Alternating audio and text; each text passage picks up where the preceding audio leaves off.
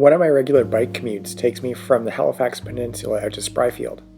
I actually recorded it for the channel back in the summer, but back then I still had a shaky cam and a lot less experience editing. Since then, there's been a lot of important infrastructure upgrades along the way that have been finalized. But more importantly, it's winter. Yeah, that's right, biking, across town, in the winter. I've been getting around town by bike for less than a year, so this is my first winter cycling. It's also been a really weird winter here in Halifax, with mild temperatures and hardly any ice or snow. But we finally got a pretty sizable snowfall less than 48 hours ago, so I think it's a pretty good opportunity as any to show what it's like to get around town by bike in the winter. In today's video, I'll be heading from my place in Quinpool on the west end of the peninsula to Punch Hit Fitness in Spryfield. As always, I'll be playing a game of +1 -2 along the way. Every time I encounter something that makes my trip safer or more convenient, I'll add a point. Every time I encounter something that makes it less safe or less convenient, I'll take away 2 points. You can see how I think the ride is going by looking at the heads-up display in the bottom right-hand corner. I'll also note that this commute is happening during rush hour, so it's a cross-town winter commute during rush hour. Heading towards the Alanoke Bikeway, the roads are pretty clear so far, so any pockets of snow or slush I've encountered so far, I can just roll right over them. The cars parked on the side of the road have prevented snow clearing for half the road space, but this doesn't really affect me. This is the Alanoke Bikeway. It has some useful features that make it easier to get through by bike, and the first one, which I just passed over, are speed bumps to slow cars down. It's hard to tell with the snow, but most of the intersections on the bikeway do have widened shoulders to prevent rapid, reckless turns by cars.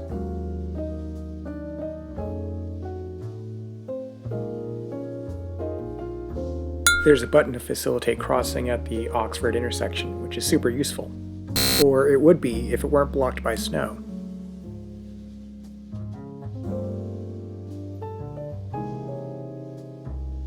They provide little or no safety value, but I do like that the bikeway is covered by sharrows, if only as a notification for drivers.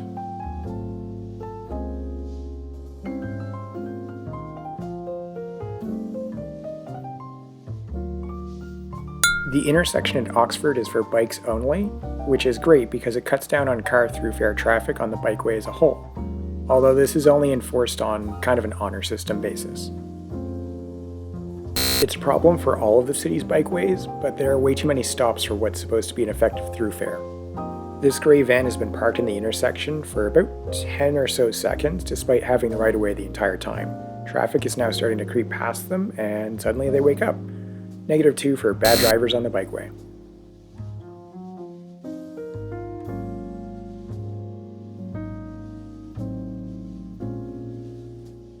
There's no facilitated crossing at Shabukto, so depending on traffic conditions, you might be waiting here for a while.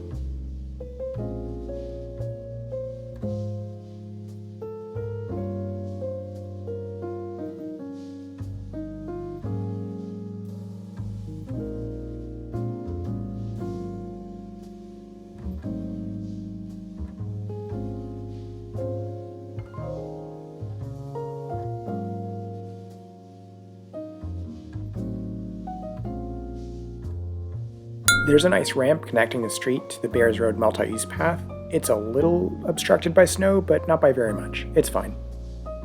The Bears Road multi-use path provides a traffic-separated way for traveling down a major roadway, which is super useful. The crossrides allow for the continuation of cycling movement through the intersection. Unfortunately, this intersection is a bit of a mess, with something like 7 lines of traffic to keep track of, and fairly frequent failure to yields on the part of motorists. It can be a bit dicey getting through here. The paving on the path is pretty pristine, and the clearing just after the snowstorm is basically right down to the pavement, so perfect. I'm always on the fence about whether to take points off at some of the fairly extreme grade drops at the intersections here, but I guess not today. They're a bit much though.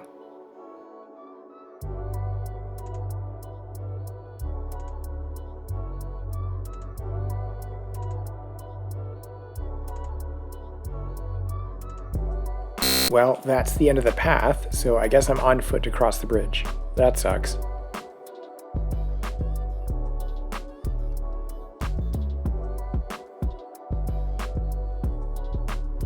The sidewalk along the bridge is in a pretty aggressive state of disrepair, so the pop marks are deep enough to roll an ankle in. Not the best. This new section of path was completed in the fall. It doesn't go for very far, but it does shave about a minute off of me having to walk my bike.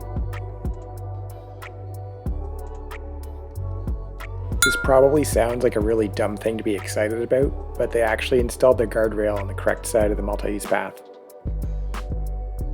There are a pair of smooth ramps, one for the inbound and one for the outbound direction, that connect the multi-use path to the street. Unfortunately, they're both being used for snow storage currently, so I'll have to use the sidewalk.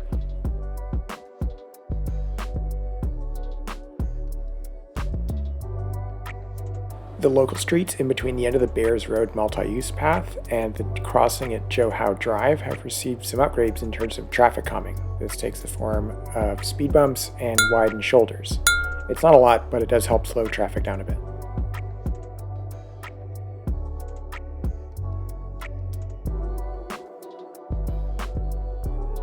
This is the first patch of road that hasn't been well cleared across the entire route so far.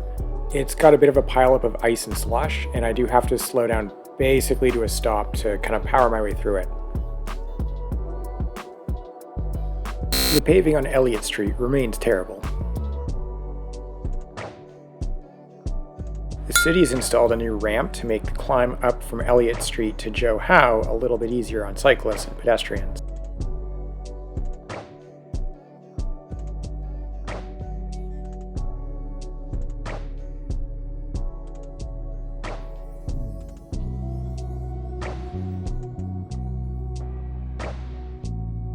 These cross rides are new. You used to have to dismount to cross here, so that's a huge improvement.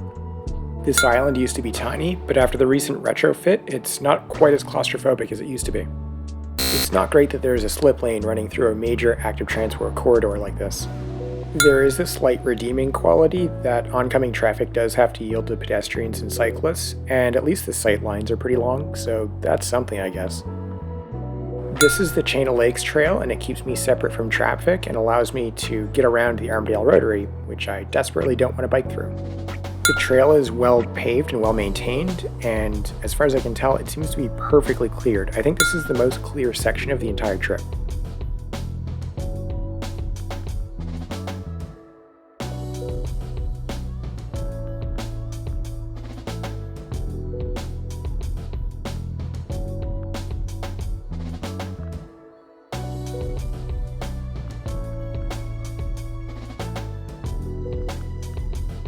This is nice.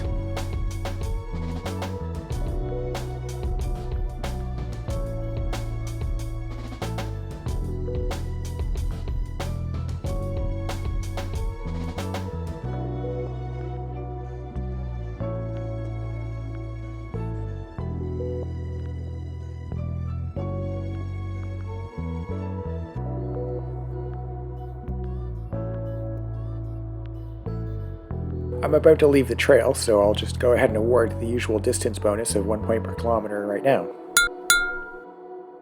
I'm using the trail to get to Spryfield, but if I kept going, I'd eventually reach a business park, and then further on, I'd reach suburbs to the west of the city.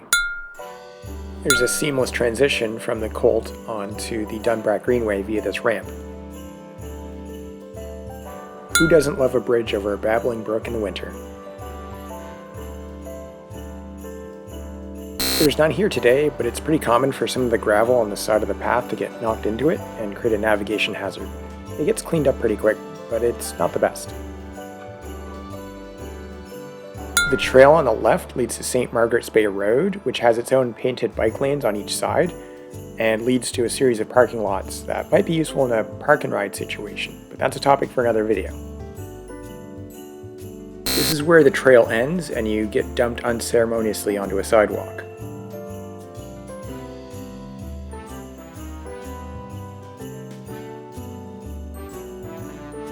This is Walter Havel Drive, and theoretically it's a local street. It just happens to be about 3 times the width of a local street on the peninsula.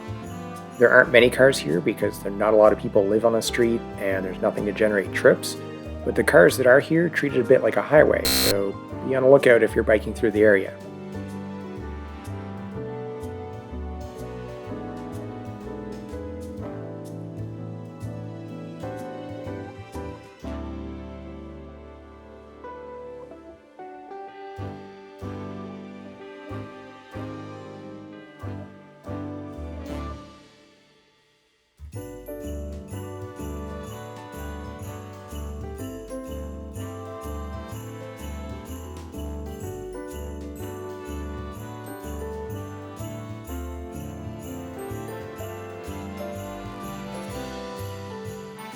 The trail I use normally to get to my destination isn't well maintained during the winter, so I'm going to have to divert towards a busier road.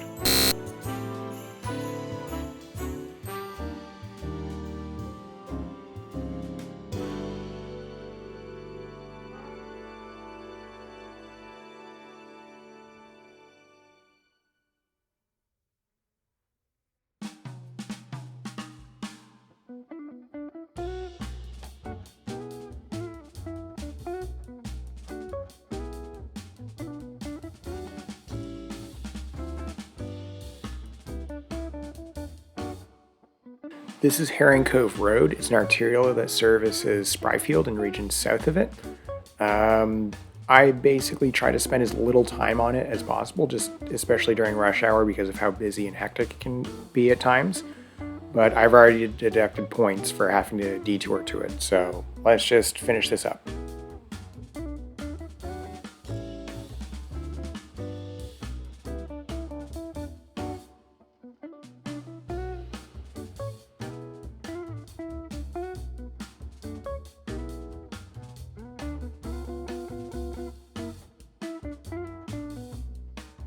This trip ended up getting a similar score as in the summer. Since then, there have been a lot of infrastructure upgrades that have made getting between the Peninsula and Spryfield a lot more convenient, and that has definitely boosted the score.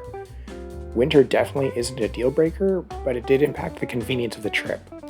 This took the form of certain pieces of infrastructure like the crossing button at Oxford or the ramps in the West End becoming hard to use, or certain paths becoming just unavailable. That feeds into the biggest issue I've experienced in terms of getting around town by bike during winter: unpredictability. A non-trivial share of the city's bike infrastructure relies on adopted trails through parks, which is pretty low priority for snow clearing. As a result, you often see cyclists on social media asking one another whether their route to work exists following a storm. Overall, winter mostly just introduced a lot of small hassles in getting around. But none of it was really prohibitive. You can definitely still get around by bike in winter in Halifax. It's just maybe a little bit less convenient. That's it for this video. As always, thanks for watching and see you next time.